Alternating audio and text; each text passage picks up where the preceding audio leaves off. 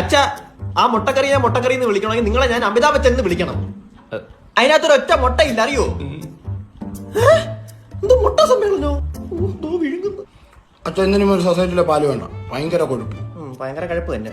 Mama അതൊന്ന് നോക്കി, ഇതിലൂടെ കയറേണ്ട മാംസമാണ് ഈ മാംസം വീണ്ടും ഒറ്റയ്ക്ക് കയറ്റുന്നത്. ഇപ്പൊ നാട്ടുകാരെ കണ്ടി ഇത് മാംസവും ഞാൻ പിണ്ടവും. ഇവനെയും കൂടെ ജിമ്മി പറഞ്ഞു. ഈ കാട്ടുപോത്തിന് തന്നെ മാസം 25,000. ഇനി കടാവിനെയും കൂടെ വിട്ടാൽ ലോൺ എടുക്കേണ്ടി വരും. അച്ഛൻ ട്രെയിനർ പറഞ്ഞ് 10,000 രൂപ കൊടുക്കുവാണെങ്കിൽ ഒരു പ്രോട്ടീൻ പൊടി തരാമെന്ന്.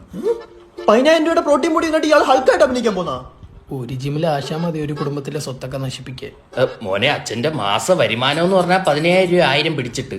അപ്പൊ മോന് പ്രോട്ടീൻ വാങ്ങാൻ വേണ്ടി മാത്രം അച്ഛൻ പണിയെടുക്കാന്ന് പറഞ്ഞ അത്രയ്ക്ക് അതമ്പതിച്ചെന്ന് PT കരുണാകരൻ. എനിക്ക് രാത്രി ഒരു 15 മുട്ട കൂടെ വേണ്ടി വരും. ആ കോഴിയുടെ പിന്നാമ്പറയിലൊന്ന് മാനിക്കടാ. നിങ്ങൾക്കൊക്കെ അത്ര ബുദ്ധിമുട്ടാണ് എന്നെ ഒരു പെണ്ണ് കെട്ടിക്ക്. ആ മുട്ടക്കറിയിലെ ഉള്ളിയും പോയി. അപ്പോഴും കപ്പിളായിട്ട് കയറുവാണെങ്കിൽ ഓഫർ ഉണ്ട്. അച്ഛന് കുറച്ച് പൈസ ലാഭിക്കാൻ ജിമ്മിൽ. 15 മുട്ടയല്ലേ തരാം. അച്ഛൻ ചെറിയ നന്മയ്ക്ക് വേണ്ടി പറഞ്ഞതേ ഉള്ളൂ.